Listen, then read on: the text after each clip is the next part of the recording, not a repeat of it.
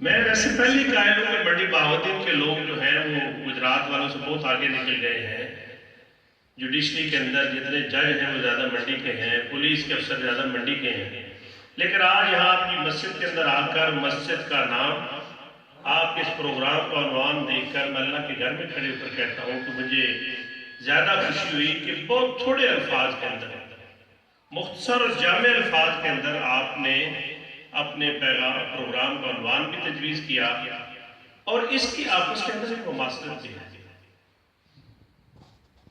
بلال مسجد اور مقام مصطفیٰ اور پیغام مصطفیٰ کا پروگرام. حضرت بلال رضی اللہ تعالیٰ جب امیہ بن خلف کے غلام تھے تو امیہ جو ہے وہ ان سے بہت زیادہ کام لیتا ہے. اچھی صحت تھی حضرت بلال کی جسمانی اعتبار سے رضی اللہ تعالیٰ. اور نبی اکرم صلی اللہ علیہ وسلم جب بلال کے پاس سے گزرتے اور بلال مشقت کر رہا ہوتا تھا اور امیہ دن کو کام لیتا تھا اور رات کو بہت سارا اناج دے دیتا اور کہتا کہ بلال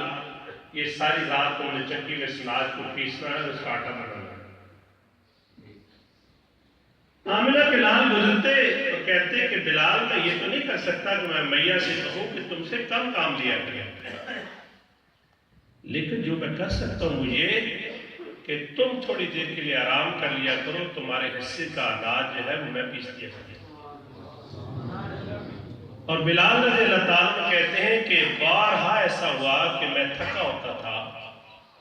میں سو جاتا اور مجھے نہیں معلوم ہوتا تھا کہ آمنہ کے لال کب اس اناج کو پیسنے کے بعد مجھے اٹھائے بغیر خاموشی کے ساتھ رخصت ہو.